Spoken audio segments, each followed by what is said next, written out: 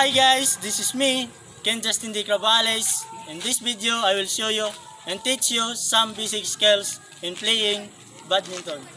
Let's go!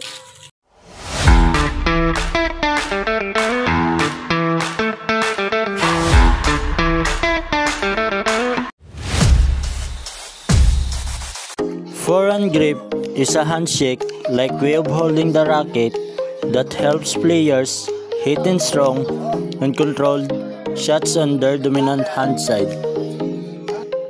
In backhand grip is a way of holding the racket with the thumb placed behind the handle, giving power and control for shots hit from the non-dominant side of the body. The ready stance. In badminton, the ready stance is the position a player adopts before the opponent hits the shuttle. The feet are placed shoulder width apart with one foot slightly forward for better balance. The knees are bent slightly and the body leans forward to stay agile. Weight is kept on the balls of the feet to allow quick movement in any direction.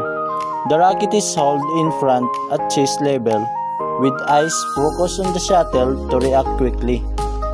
Underarm forehand stroke and underarm backhand stroke and overhead forehand stroke and overhead backhand stroke. In doing footwork of the badminton game, badminton footwork is the foundation of movement of the court. It helps players reach the shuttle quickly, maintain balance, and recover efficiently for the next shot. Good footwork involves staying light on the toes, using quick and small steps, and always returning to the base position after each stroke.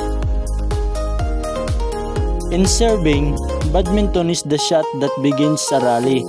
The shuttle must be hit below the waist and land in the opponent's diagonal service box. Serves can be high, low, flick, or drive, used to gain advantage and control rally.